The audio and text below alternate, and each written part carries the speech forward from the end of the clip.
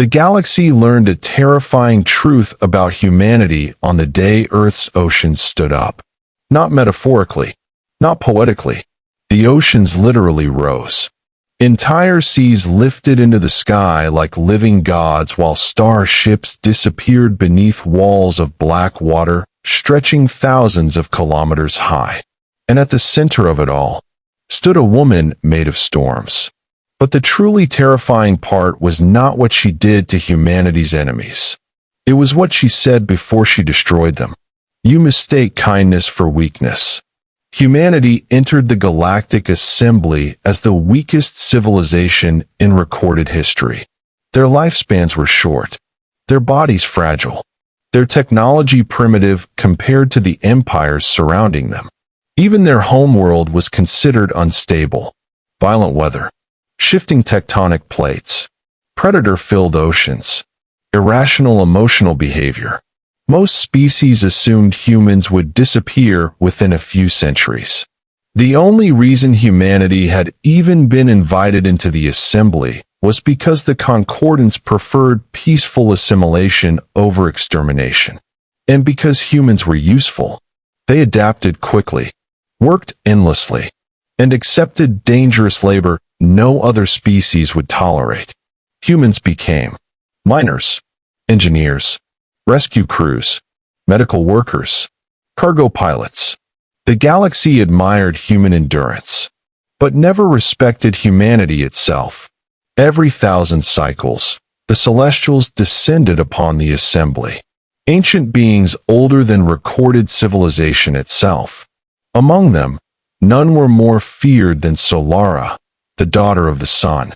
She was worshipped by dozens of star empires as a divine protector of power, conquest, and dominance. Entire fleets bowed when she appeared. Stars brightened in her presence. And when Solara entered the assembly hall, even military commanders lowered their eyes. Except humanity.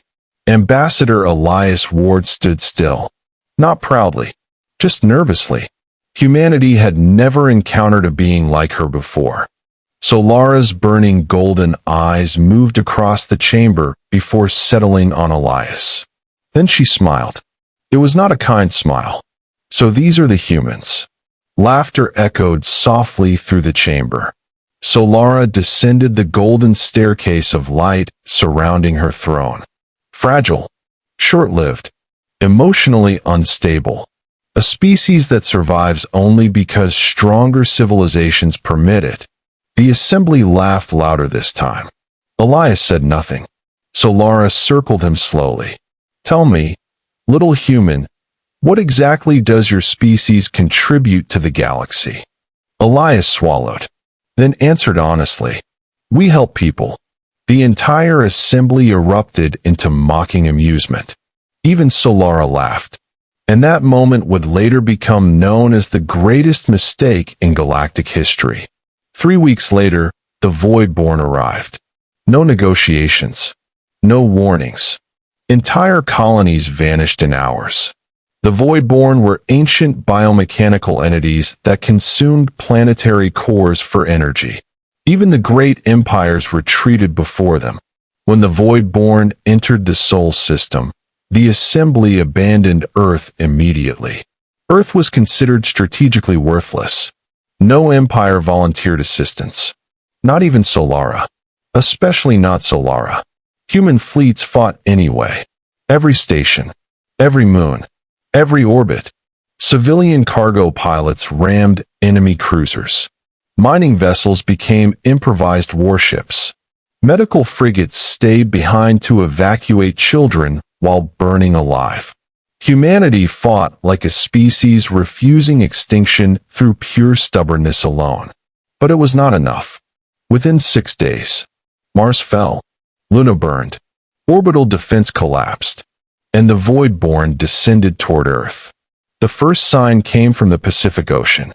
Every sonar station on Earth detected the same thing simultaneously. A heartbeat. One heartbeat. Massive. Ancient. Impossible. Then came the second. And the third. Soon the entire ocean floor pulsed like something enormous was waking beneath it. Scientists panicked. Governments demanded explanations. But the oceans kept growing warmer. The tides stopped obeying the moon. Entire seas began moving against planetary rotation. Then the Mariana Trench opened. Not cracked. Opened. As if reality itself had split apart beneath the water. And something looked back. The Voidborn reached Earth orbit at 3:17 Universal Time Coordinated. Humanity prepared for annihilation. Then every ocean on Earth rose into the sky. Not waves. Walls. Continents of water ascending upward against gravity. Voidborn warships vanished inside the storms. Entire fleets disappeared without debris. Then she appeared. A woman formed from abyssal oceans and starlight. Her hair moved like living tides. Sea dragons circled behind her across the clouds. And when she opened her eyes, every ocean on Earth became still. The galaxy recognized her instantly. Neretha, the Ocean Daughter, one of the oldest celestials ever recorded, and one who had not been seen for over 50,000 years. Even Solara went silent. The assembly demanded answers immediately. Why would an ancient celestial defend humanity? Neretha answered calmly. Because they were kind. Confusion spread through the chamber. Solara stepped forward angrily. Kindness is weakness. Neretha turned toward her slowly. And for the first time in history, the daughter of the sun took a step backward. Neretha raised her hand. Images filled the assembly chamber. Humans rescuing alien refugees during wars. Human doctors treating enemy soldiers. Human cargo crews delivering supplies into plague zones. Human children sharing food with starving colonies. Again and again. Humans helping others while expecting nothing in return. Then Neretha spoke. I watched civilizations grow for millions of years. The strong always conquer. The intelligent always calculate. But humans choose compassion even when it hurts them. The chamber remained silent. Then came the line that would echo through galactic history forever. You looked at a species capable of kindness, and thought it meant they could not become monsters. The oceans attacked. Sea dragons larger than cities emerged from hurricanes. Entire Voidborn fleets were dragged beneath dimensional trenches opened within space itself. Storms swallowed stars. The Atlantic Ocean rose beyond the atmosphere and wrapped around enemy carriers like living serpents. Humanity watched in stunned silence as Earth itself seemed alive. But Neretha was not merely protecting humanity. She was angry. The Voidborn had harmed her world. Because Earth was not random. Earth was hers. She had guided life there for billions of years. Humanity was her final creation. Not soldiers. Not servants. Proof that kindness could survive in a violent universe. And someone had tried to destroy it. Solara confronted Neretha above Earth. Fire against ocean. Stars against storms. Their battle split moons apart. Solar flares collided with planet-wide tsunamis in orbit. Entire fleets fled the battlefield. But during the battle, Solara realized something horrifying. Neretha had become stronger. Far stronger. Because humanity believed in her. Not through worship. Through love. Children prayed for Earth. Families prayed for survival. Humans fought to protect one another even during extinction. And that emotional unity empowered the Ocean Daughter beyond anything the Celestials had seen before. Solara finally understood the truth. Humanity's strength was never physical. It was emotional.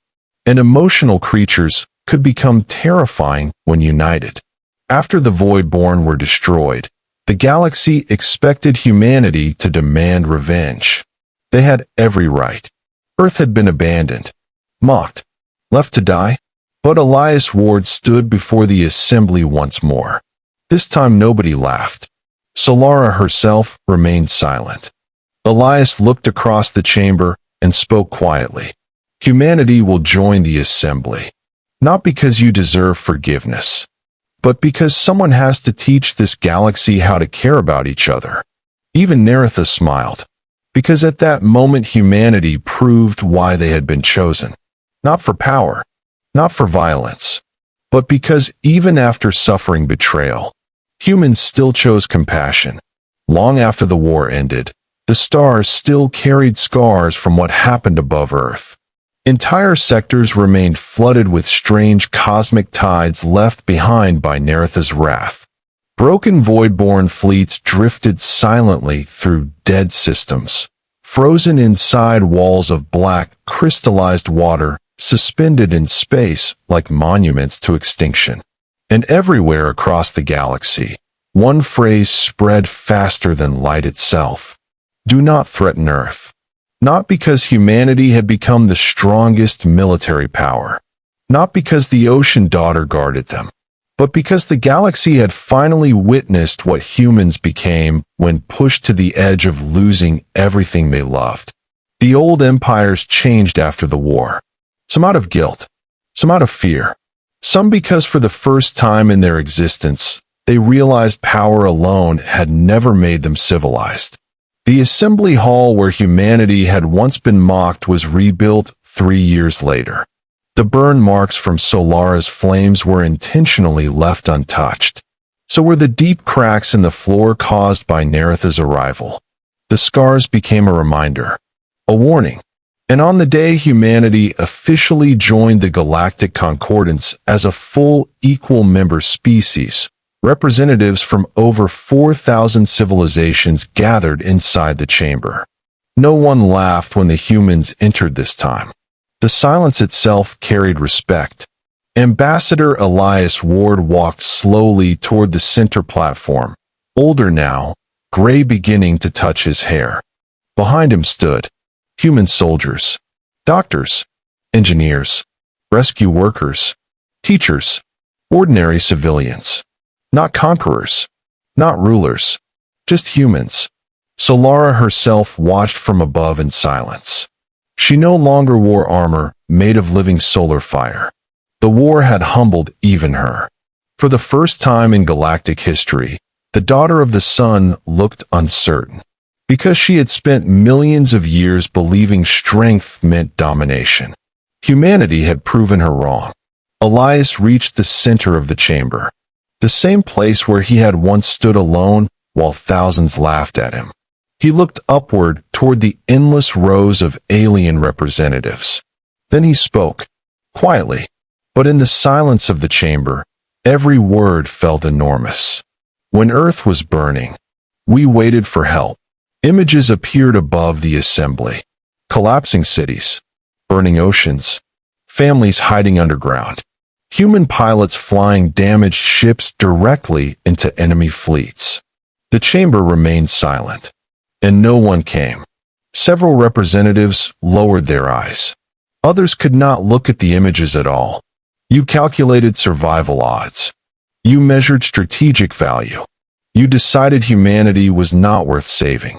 His voice never became angry. That somehow made it worse. But while the galaxy abandoned us, humans still saved each other. More images filled the chamber. Medics carrying wounded strangers through fire. Civilians sharing oxygen masks. Children helping rescue crews. Soldiers refusing evacuation until civilians escaped first. Then Elias looked directly at Solara. You thought compassion made us weak. For a moment, even the stars outside the chamber seemed still. Then Elias smiled faintly, not proudly, sadly. But compassion is the reason humans survive things that should destroy us. The chamber remained frozen in silence. Then the great doors behind the assembly slowly opened. Ocean winds moved through the chamber. Water drifted weightlessly through the air like glowing blue ribbons. And Neritha entered. Every species in the chamber stood immediately. Not from fear this time, from reverence. The Ocean Daughter walked beside the humans, not ahead of them. Equal, protector, family. And when she spoke, her voice sounded like storms crossing endless seas.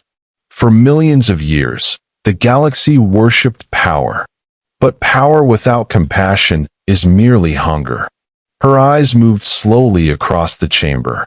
Humanity is dangerous for only one reason. The oceans around her began glowing brighter. They will endure unimaginable pain before they allow others to suffer alone. No one moved. No one breathed. Because every civilization present finally understood the truth. Humanity had never been terrifying because of their weapons, or their resilience, or even the gods protecting them.